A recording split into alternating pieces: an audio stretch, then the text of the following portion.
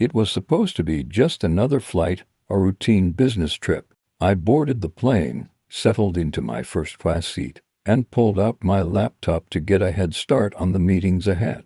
As the CEO of a growing tech company, I was always on the go, but this day felt different. Little did I know, it was about to take a turn that would change everything. The flight attendants made their rounds, offering drinks and snacks, and I was, as usual, left to my own thoughts, thinking about the next big deal, the next major pitch, the future of my company. But then it happened. A flight attendant approached me with a forced smile, almost as if she had been rehearsing this moment. Before we continue, please subscribe to the channel and tell us where you are listening. Your support means everything. Excuse me, sir, she said, her tone polite but firm. Could you please move to another seat? This seat is reserved. I blinked. Reserved? This is first class. I paid for this seat. Her smile faltered, but she held her ground. Yes, but someone else is supposed to sit here. Now I was confused. I scanned the seat around me, then back at her. No, there's no one assigned here. I checked my reservation. I'm supposed to be in this seat. What's going on? The air between us thickened. The polite smile now seemed almost dismissive, and the attention I had drawn from other passengers was growing. I stood up, ready to confront the absurdity of the situation. But then she said something that floored me. I'm sorry, sir, but I must ask you to move. You can go to another seat. I wasn't sure if I heard her correctly. You're asking me to move? In first class? Why? Her eyes lowered, avoiding mine for a brief moment. You're sitting in a reserved seat for someone else. Please move to a different spot. I could feel my blood start to boil. Was this really happening? Was I being treated like this because of the color of my skin? Before I could respond, another flight attendant came over to back her up, and a few passengers began whispering, their glances shifting from me to the attendants. I could feel the weight of their judgment, the tension in the air thickening. Excuse me, I said, trying to stay calm but my voice shaking slightly. This is nonsense.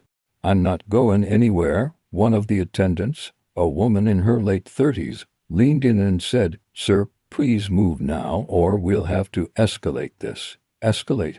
I stood frozen for a moment, staring at her, the words crashing against the back of my mind. It took everything in me not to lose my temper. I've dealt with racism before, especially in the corporate world. But this was different. This wasn't in a boardroom or over a phone call.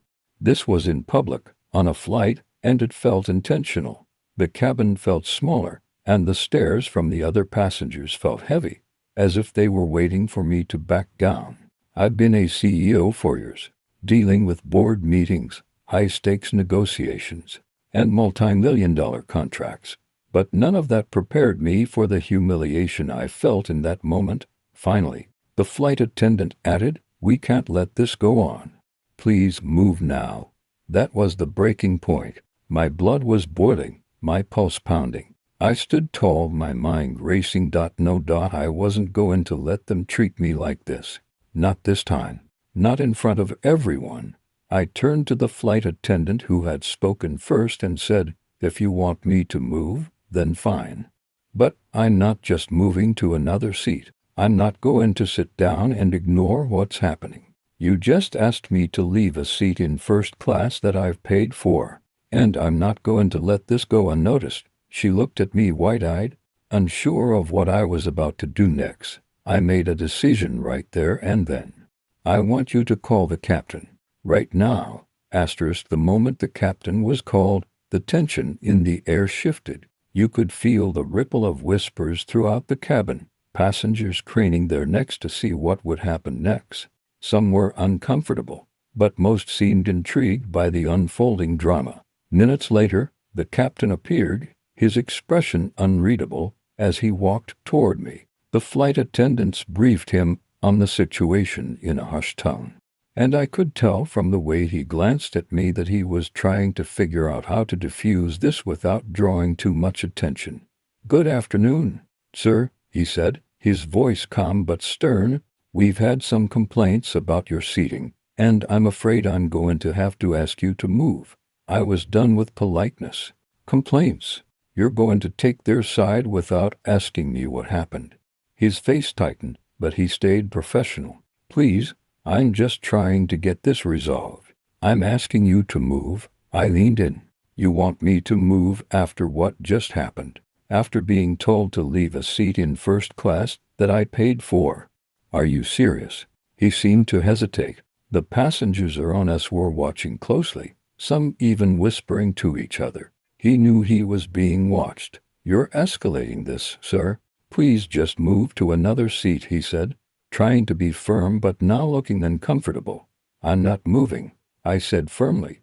"I'm not going to sit quietly while this is happening. If this is how you treat your passengers, I don't want to be a part of this flight. I'm grounding this plane." There was a sharp silence. The flight attendants exchanged nervous glances.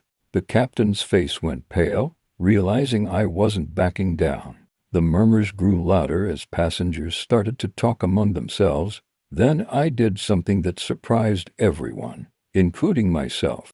I stood up, walked over to the intercom, and spoke to the whole plane. "Ladies and gentlemen," I said, my voice steady but resolute, "I'm the CEO of a company that's known for standing up against injustice, and I won't tolerate being treated this way. I was told to move from my seat in first class because of the color of my skin. I'm grounding this plane until this situation is properly addressed." I could hear a mix of gasps and murmurs from the passengers. Some were clearly uncomfortable with the scene, but others were nodding in agreement. The captain, now visibly flustered, turned to the flight attendants. "We're not going anywhere until this is resolved," he said, his voice low and strained. "Call the ground crew and get them to take care of this." The situation was spiraling. I could see the passengers looking at me, some with sympathy, others unsure of how to react.